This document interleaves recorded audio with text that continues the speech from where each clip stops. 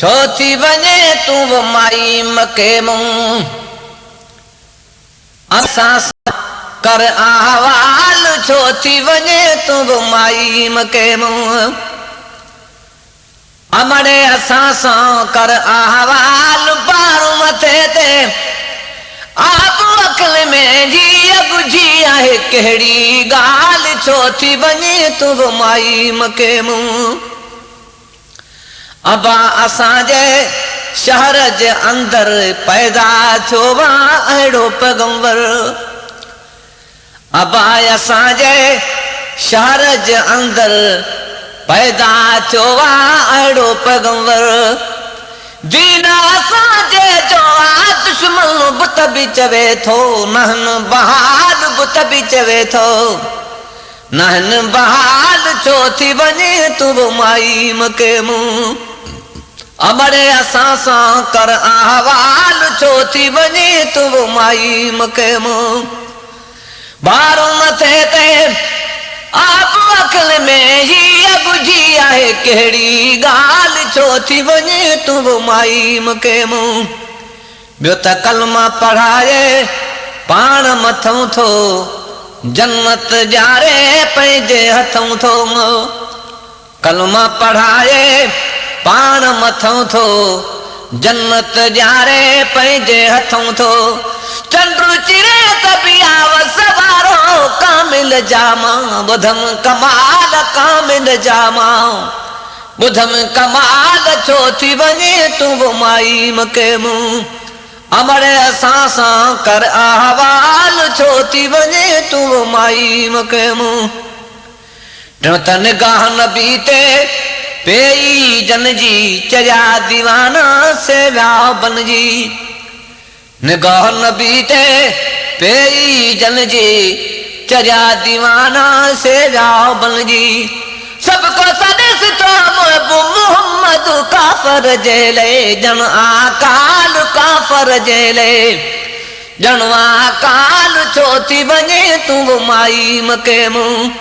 अमड़े असां सां कर अहवाल बारो मथे ते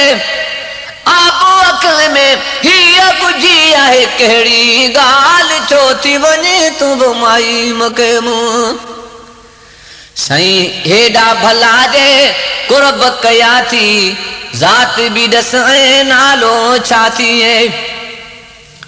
पोइ त सही सखी सामान खयो आहे ॿुढड़ी बि त बयान खयो आहे सही सखी सामान खयो आहे ॿुढड़ी बि त बयान खयो आहे पिटे करे पई कोन पतो इहो न बीठो हले मुनाल इहो न बीठो हले मुनाल छो थी वञे तूं बि माई मके मां अमड़े असां सां कर अहवाल छो थी वञे तूं बि माई मके मां जॾहिं काफियाणी जे घर पहुता सरकार खे चयईं जेकी मज़ूरी चयो त मां ॾियां सरकार चयो बिना मज़ूरी जो कमु कंदो आहियां हिते काफियाणी खे शक पियो त हे उहो न आहे जेको ॿुधबो आहे छा साॻियो माण्हू आहे नालो ॿुधाए छॾियो वञे छा आहे हेॾा भला जे कुर्ब कया थी ज़ात बि ॾस ऐं नालो छा थी हेॾा भला जे कुर्ब कया थी ज़ात बि ॾस ऐं नालो छा थी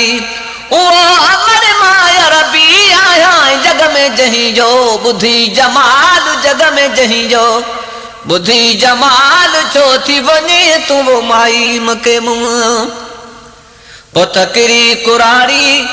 कद में आ पई ला इलाहा इल्लल्लाह चई किरी कुराड़ी कद में आ पई ला इलाहा इल्लल्लाह चई माफ़ कयो मूंखे मुंहिंजा साईं आऊं भुली हसे कर तूं भाल आऊं भुली हसे कर तूं भाल छो थी वञे तूं बि माई मके मूं